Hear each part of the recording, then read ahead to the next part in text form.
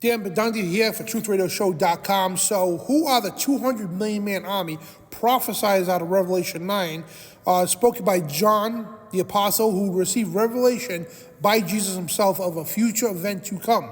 Now, there's a lot of ministries out there who claim that's 200 million man army is China and Russia. Some say it's just China, some say it's Russia and China. But however, it's kind of impossible because when you look at the world stats, as far as last year, 2 years ago, there was only 27 million combined troops in the world. That's every country in the world. And you break it down country by country, China's got 2.1 million, Russia has got 1 million. So, and plus if you add their reserves and all that stuff too, their guards and all that, it's roughly about 4 or 5 million combined with the two countries. So you look at about 5 million troops, right? So where does the other 195 million come from? And again, worldwide combined, 27 million. So where does and I don't think that's counting reserves, which goes, I think, to about 30 plus million, but still regardless, where's the other 150 plus million troops?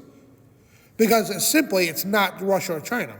Because if these ministries that go around teaching this stuff actually read the Bible right, read it in context, which they don't, they'll stop halfway through the chapter at the sixth angel, Revelation 9, right? And this is where they stop, and this is where, yes, it's open for interpretation because they take it out of context, and I'm going to show you how. So it says, and the sixth angel sounded, it's Revelation 9:13, and I heard a voice from the four horns of the golden altar, which were before God, and saying to the sixth angel, which had the trumpet, loose the four angels who are bound in the great river Euphrates. Now, if you look in the news, guys, it's not a secret. The great river Euphrates is now drying up. It's just about completely dried up. This is a prophecy coming true. So, and it goes on, and four angels were loosed, and which were prepared for an hour and a day and a month and a year, for to slay 1/3 of mankind. And the number of army of the horsemen were 200,000, which was, it's calculated to 200 million. And I heard the number of them. And thus I saw the horses in the vision, and they that sat upon them having breastplates of fire, of jashin, and brimstone, and the heads of the horses were heads of lions. And out of their mouths issued fire and smoke and brimstone. And these were the three, that third part of mankind killed by the fire and the smoke and the brimstone and issued out of their mouths. So these things went around killing 1/3 of mankind, and they're going to be killed 1/3 of mankind, led by the four fallen angels out of the great river Euphrates. So now if we just took this right here, I'm going to demonstrate, this is open for interpretation. You give this to 100 people, you're going to have 100 different interpretations. And again, going back here, yeah, it's impossible to be a human army. Now, here's where it gets tricky, right? So if these ministries actually bothered starting at the beginning of the chapter, because what has to happen first before the sixth angel sounds the trumpet? Answer that for a minute. Obviously, the fifth angel has to sound his trumpet first, right? And this tells you exactly where these things come from, guys. So if you actually stop at the beginning of the chapter, you would see the fifth angel first sounds his trumpet, a star falls from heaven on the earth, and to him was given a key to the bottomless pit. And he opened the bottomless pit, and guess what? There rose smoke out of the pit, and it was like a great furnace, and the sun and the air were darkened. It was like, when a volcano goes off, you can't see the sun, right? The smoke of a pit. And check this out, verse 3, this is where they come from. And there came out of the smoke locusts upon the earth, and to them were given power, as a scorpion has power on the earth. And it was commanded to them that they should not hurt nothing on the earth, no grass, trees, or anything like that, right? But only those men which have not the seal of God in their foreheads. So let me ask you something, right? First of all, I'm going to point out, yeah, these things come from the bottomless pit. They're not human. This is a supernatural army. And here's the thing, too. How does China and Russia got to know who has the seal of God in their foreheads? This is a spiritual mark. They don't know that.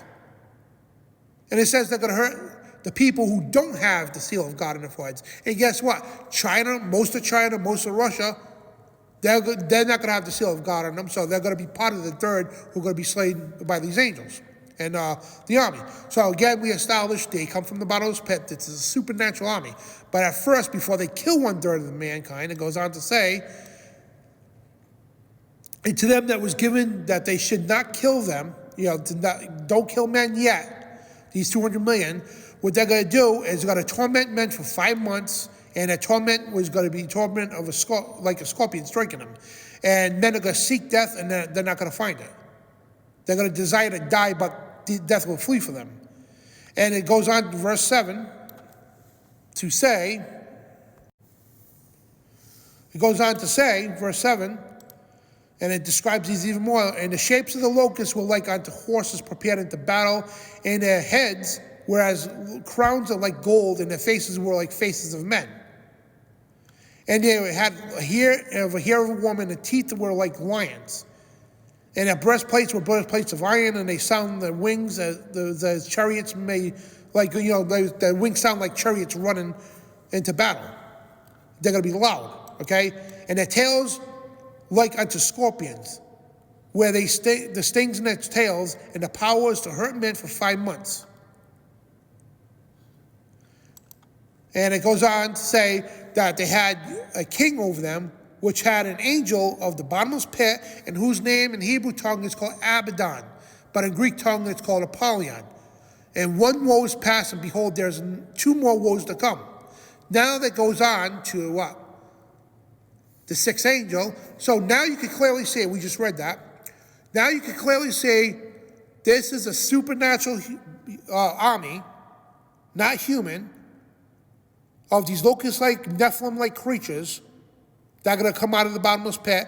And first, for 5 months before the fallen angels are released, they're going to torture mankind, all mankind who are not marked by God. These are the people who took the mark of the beast. These are the wicked, evil, just regular people who don't believe in God. And they took the mark of the beast. They're going to be tortured for 5 months first. Then, the 6th angel sounds, and that's when the 4 fallen angels are released from the Euphrates River. They're going to lead the 200 Nephilim-like army to kill 1/3 of mankind who are not marked by God.